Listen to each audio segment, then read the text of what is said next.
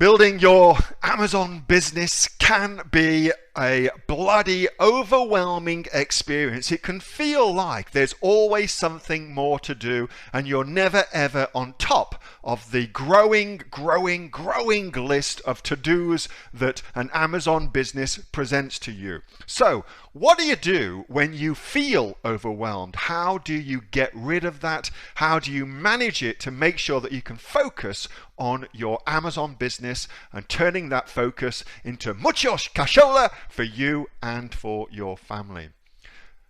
If you like this kind of content, if you like the idea of learning this sort of stuff, make sure that you give this video a thumbs up, and also be sure to subscribe to my YouTube channel. It really helps with the YouTube algorithm if you do that. And if you've got any questions or comments, or if you've got something that you want me to cover in one of these videos, post below and I'll be sure I'll get to that. Okay, so let's get into the video.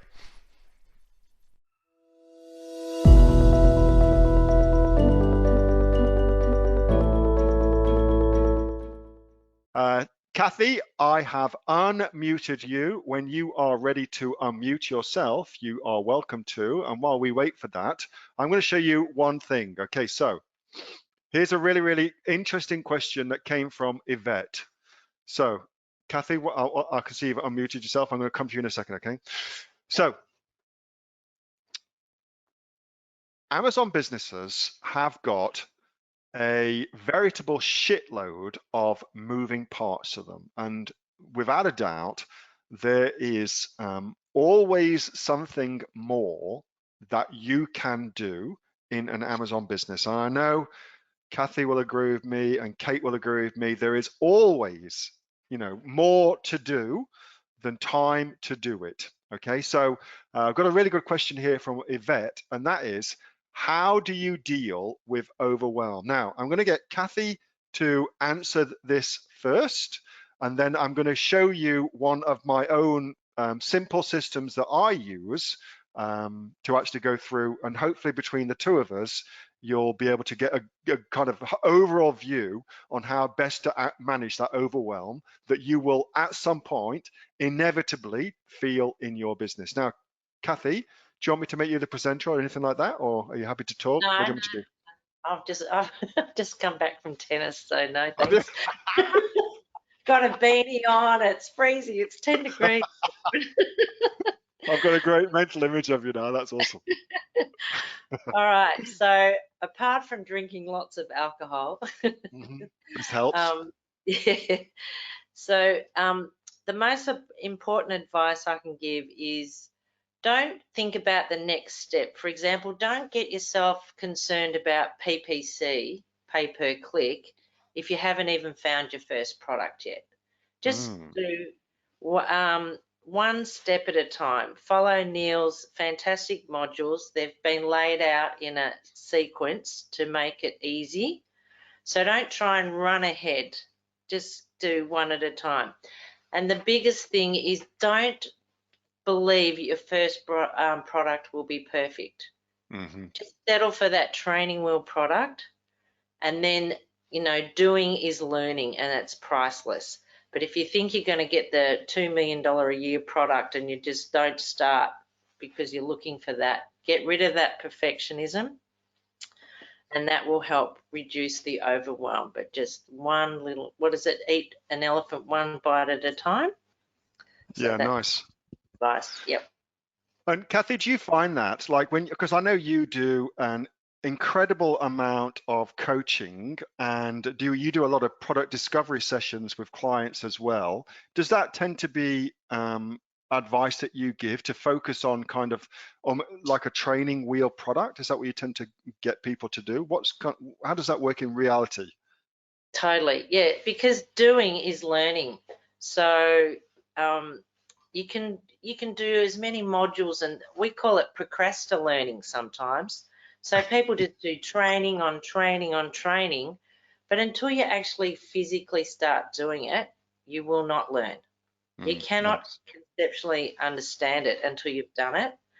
And then once you've done it once, it takes all that fear away, because fear is this fear of the unknown. But once you've you know, mucked up a few things at the back end of Seller Central, you're right. And as far, You've got and to as far do. as like you said something which I think was really, really smart. You said don't focus on that kind of $2 million a year product. For people's first product, where are you trying to guide them towards in terms of like a monthly revenue when they're just getting started?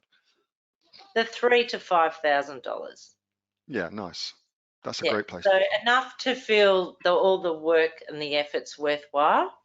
And if you've got a good product that potentially you just have that product and put it to, if you start in the US, then you could extend it to the UK and Australia. So you build your relationship with your supplier, get your MOQ up, and then hopefully your price will come down a little bit. And yeah, that's definitely the place to start. But a lot of people naively believe that they can start at 30,000 a month. But those people, they know what they're doing. It's not their first product. That's right. Yeah. And most people don't recognize as well that for that $30,000 a month, that actually requires a big initial investment in stock to actually sell that much. Yeah. Yeah, well, probably usually the rule of thumb is say 30,000 times 12, 3 12s at 30, about $360,000 of stock. Yeah. To make Actually. 36 that, so how's your maths? Check that again. Not good.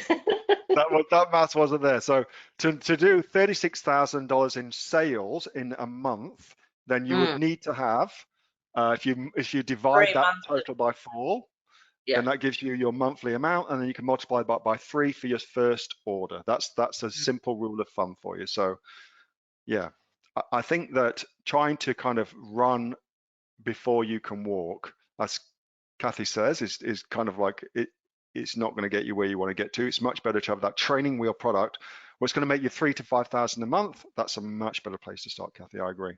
The other thing, if it's low competition, you usually can have a higher profit margin, so you actually can scale. So if you're in a really competitive place and you think that's being clever, often there's no margin after you've done PPC that you actually won't be able to scale up. Yeah, good. I like that. That's really, really, so because it's not as competitive, there is going to be that high potential for profit. And you're kind of better off. I mean, we're kind of off topic here, but you're kind of better off having a few of those in your suite of products than focusing on that $1 million a year product, because it gives your business a lot more stability and longevity, don't you reckon? Absolutely, totally agree. All right, we kind of got off track a little bit there. Thank you so much for that, Kathy. That was really, really helpful. And anybody that was kind of thinking, hey, look, I really want to get this product nailed, Kathy's friggin' awesome. Like, she's helped heaps of folks in AOE community get their products sorted out so they know exactly what they're going to sell. It is without a doubt the most important decision you'll make about your business, what the hell to sell. So if you want to get some help, I suggest getting together with Kathy and getting her to give you some help with that. She's really a genius with that sort of stuff. Thanks for that, Kathy. That was really useful, huh? Thank you. That was a video from my regular Monday night open Q&A sessions that I have with the members of the Aussie Online Entrepreneurs. Over 2,600 of us now here in Australia. We're actually the fastest growing e-commerce community here in Australia, with sales of over $50 million. Now, if you'd like to learn more about joining the Aussie Online Entrepreneurs, click on the link below, or you can go to www.aussieonlineentrepreneurs.com.au. Thanks for watching. See you next time.